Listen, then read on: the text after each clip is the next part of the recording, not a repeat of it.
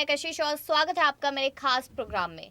अब मुद्दा यहाँ पर है कि राज ठाकरे क्या बीजेपी के साथ जाएंगे? क्या राज ठाकरे यहाँ पर सीएम शिंदे का साथ देते नजर आएंगे? ये खबर कब सामने आई, ये बात कब उठी? ये बात तब उठी जब यहाँ पर राज ठाकरे ने बीजेपी का समर्थन कर दिया। अब यहाँ पर बीजेपी का समर्थन इसलिए किया गया क्योंकि औरंगाबाद और उस्मानाबाद दोनों जगह का नाम बदल दिया बीजेपी ने। अब देखा जाए तो उस बात का पूरी तरीके से स्वागत करते नजर आए राज ठाकरे, समर्थन कर दिया और उन्होंने कहा कि आने वाले समय में अगर इसी तरीके के फैसले लेती है बीजेपी पार्टी तो मैं हमेशा समर्थन करता नजर आऊंगा। ये बात उन्होंने कही। तो कहीं ना कहीं देखा जाए अटकलें जो है यहाँ पर बीजेपी के साथ गठबंधन की वो और भी तेजी से बढ़ती नजर आ रही है।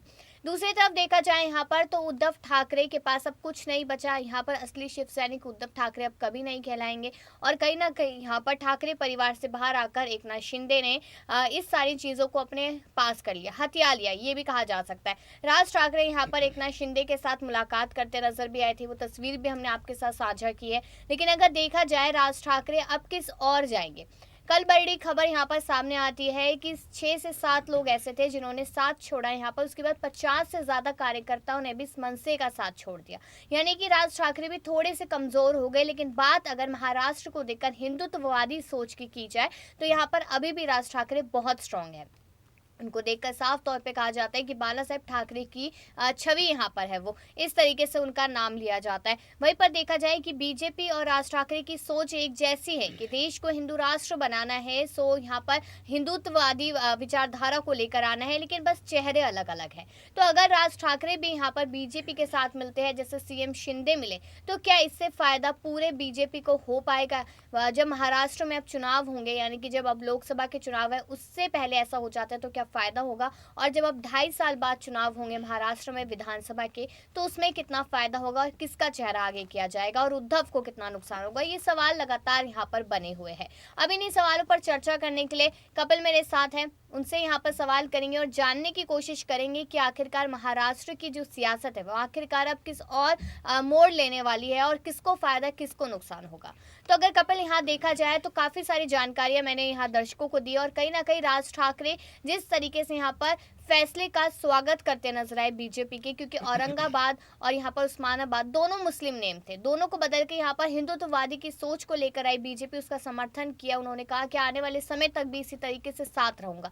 तो इस बात का क्या मतलब नजर आता है कि ये शुरुआत हो चुकी है यहाँ पर? बिल्कुल एक नई शुरुआत हो सकती है, क्योंकि विधानसभा के जिस तरीके से उपचुनाव होने हैं और 26 फरवरी को इसके तहत वोटिंग की जाएगी, तो राज ठाकरे ने कहीं ना कहीं बीजेपी के जो कैंडिडेट थे उनके समर्थन में अपना जो उम्मीदवार है वो नहीं उतारा और इससे कहीं ना कहीं ये जग जाहिर हो जाता है कि अब वो बीजेपी के साथ जाते हुए नजर आ सकते हैं, क्योंकि बीएमसी जैसा बड़ा चुनाव है, उसके बाद लोकसभा आएगा। और आपको ये भी बताते चले कि जो हिंदुत्ववादी सोच को लेकर बाला साहब ठाकरे चलते थे और उसके बाद ये कहा गया कि राज ठाकरे ना सिर्फ उनके जैसे दिखते हैं बल्कि सोच की अगर बात करी जाए तो कुछ वैसी ही है। मुख्यमंत्री बनने को लेकर हमेशा बाला साहब ठाकरे ने कहा कि मैं कभी मुख्यमंत्री नहीं बनूंगा, लेकिन मैं किंग मेकर हूं तो मैं किंग बनाऊंगा। इसी तरह राज ठाकरे को देखिए, ये कितने साल से वो महाराष्ट्र की सियासत में एक्टिव हैं, लेकिन कभी भी आपने ये नहीं देखा होगा कि वो उद्धव ठाकरे की तरह कहते हुए नजर आए हो कि मुझे मुख्यमंत्री बनना है। तो साफ तौर पर यह माना जा सकता है कि राज ठाकरे कहीं ना कहीं एक ऐसी चीज का इंतजार कर रहे हैं। हालांकि वो पद को लेकर भी बड़ी मांग कर सकते हैं, लेकिन फिलहाल अगर बात करी जाए तो उनके बेटे ने जिस तरीके से कहा था कि अगर आपको कुछ देना ही है तो हमें गृह मंत्रालय जैसा बड़ा पद दीजिए और छोटे मोटे पद से हमारा काम नहीं चलेगा। तो राज ठाकरे के पास जो है वो तमाम ऑप्शन है, लेकिन वो किसे अपनाएंगे ये देखने वाली बात होगी। और एक छोटी सी बात और ये कहना चाहूंगा कि राज ठाकरे उद्धव ठाकरे के साथ जाने का फैसला इसीलिए भी नहीं कर सकते क्योंकि फिलहाल बीजेपी की महाराष्ट्र में सरकार है और हम ये देखते हैं कि जो भी कहीं ना कहीं बीजेपी के साथ जाता है, माफ कीजिएगा विरोध में जाता है, उस पर फिर सीबीआई ईडी तमाम जांच एजेंसियों का शिकंजा कसता है। देखिए ये बात तो सोचने वाली है कि ऐसा क्यों होता है और इसको लेकर लगातार विपक्ष यहाँ पर खड़ा भी रहता है कि जो भी विरोध में गया या फिर जो भी अगेंस्ट में गया वो ईडी की छाप उस पर होनी ही होनी है।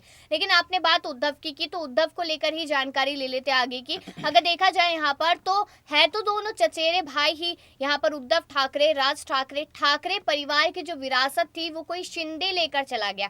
कितनी बड़ी बात है, यहाँ पर ठाकरे का वजूद कहीं ना कहीं खत्म होता नजर आ गया महाराष्ट्र की सत्ता में। एक तरफ राज ठाकरे कहते हैं कि मैं उसी आदर्श पे चलता हूँ जो बाला साहेब ठाकरे जी से मैंने सीखा है, लगातार वो बचपन से ही उनके साथ नजर आए थे। लेकिन जब बात साथ यहाँ पर विरासत देने की हुई, उत्तराधिकारी बनाने की हुई, तो राज ठाकरे को ना चुन के यहाँ पर उद्धव को चुन दिया गया। नॉर्मल सी बात है कि अपने खून को ज्यादा यहाँ पर कहीं ना कहीं प्रायोरिटी दी जाएगी। अब यहाँ पर देखा जाए, जिस तरीके से मैंने शुरुआत में भी कहा कि ठाकरे का जो वजूद है वो खत्म होता नजर आ रहा है, तो आपको नहीं लगता कि जनता ये सोच रही होगी कि राज ठाकरे यहाँ पर उद्धव ठाकरे के साथ आ सकते हैं, यहाँ पर उस ठाकरे की विरासत को बचा सकते हैं? क्या इस चीज को सोचकर, बाला साहेब ठाकरे जी के आदर्श को सोच के, क्या राज ठाकरे को ये कदम नहीं उठाना चाहिए? अगर वो बातचीत करते अपने भाई उद्धव से तो शायद उद्धव की बातों में, उनके विचारों में सुधार आ सकता है।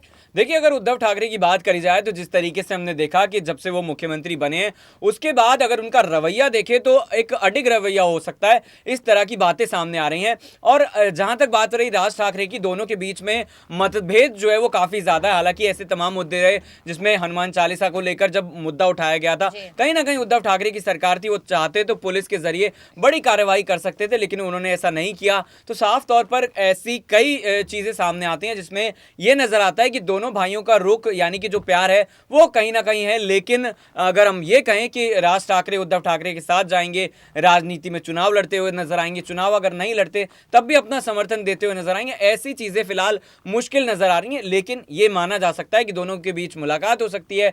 पार्टी जाने के बाद जो जिस तरीके से लगातार चीजें छिनती हुई उद्धव ठाकरे से नजर आ रही हैं, उसको लेकर चर्चा हो सकती है। लेकिन ये काफी मुश्किल नजर आता है कि दोनों राजनीतिक रूप से एक मंच साझा करते हैं। बिल्कुल, इस बात को भी माना जा सकता है। अब यहाँ पर उसी पॉइंट पर आते हैं, देखा जाए कि बीजेपी के साथ गठबंधन या फिर सीएम शिंदे के साथ या उनकी पार्टी के साथ गठबंधन, क्योंकि यहाँ पर शिवसेना एक तरीके से थी तो राज ठाकरे की, जब वो बाला साहेब ठाकरे जी के साथ है, आज वो शिंदे लेकर यहाँ पर दिखाई दे रहे हैं। लेकिन अगर यहाँ पर आने वाले टाइम में बीएमसी चुनावों से पहले मान लीजिए या फिर लोकसभा चुनावों से पहले मान लीजिए राज ठाकरे अगर सोच लेते हैं कि मुझे बीजेपी या शिंदे के साथ जाना है, तो ऐसे कौन से मुद्दे, कौन से शर्तें रहेगी जिसकी वजह से वो उनका साथ देते नजर आएंगे? देखिए, अगर फिलहाल की बात करी जाए तो सबसे बड़ा मुद्दा यही है कि महाराष्ट्र का विकास कैसे हो, क्योंकि जब बीजेपी की सरकार रही उद्धव के साथ तब कहीं ना कहीं काम काफी देखने को मिला था। और उसके बाद हमने देखा कि लगभग कोविड से पहले का वो वक्त था जब उद्धव ठाकरे मुख्यमंत्री बने थे,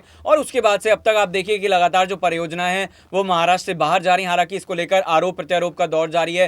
अगर फडणवीस की बात करी जाए तो वो कहते हैं कि जो निवेशक है उनको धमकाया जा रहा है और इस वजह से कहीं ना कहीं निवेश नहीं आ रहा है, बड़ी परियोजनाएं नहीं आ रही हैं। दूसरी तरफ अगर ठाकरे परिवार की बात करी जाए तो वो आरोप लगाता है कि मोदी जो है वो गुजरात से बिलोंग करते हैं और वो ज्यादातर प्रोजेक्ट जो है वो गुजरात को पहले देते हुए नजर आ रहे हैं। तो फिलहाल जो है वो विकास का एक बड़ा मुद्दा हो सकता है, उसके बाद हिंदुत्व का मुद्दा हो सकता है, क्योंकि आप देखें तो उत्तर प्रदेश में भी यही एक बड़ा मुद्दा है। तो ऐसे तमाम मुद्दे हैं जिसमें सबसे बड़ा जो है वो जोर यही रहेगा विकास की बात पर। जी, यानी कि यहाँ पर यही समझ में आया कि अगर वो बीजेपी के साथ जाते हैं राज ठाकरे, तो विकास सबसे बड़ा और सबसे पहला मुद्दा उनके लिए रहेगा, और हिंदुत्ववादी सोच और राष्ट्र को हिंदू बनाना ये उनके लिए प्रायोरिटी कहीं ना कहीं रहेगी। लेकिन बात यही है कि क्या राज ठाकरे अगर उद्धव का साथ नहीं देते तो बीजेपी का साथ दे सकते हैं, और अगर किसी का भी साथ नहीं देते तो खुद के लिए क्या कुछ करेंगे कि आने वाले समय में लोग उन्हें पूरी तरीके से जाने कि उनकी पार्टी एमएनएस भी कुछ करके दिखा सकती है। अब इस पर अपनी राय जरूर दीजिएगा, और बाकी ऐसी खबरों के लिए देखते रहिए नेक्स्ट 9 न्यूज।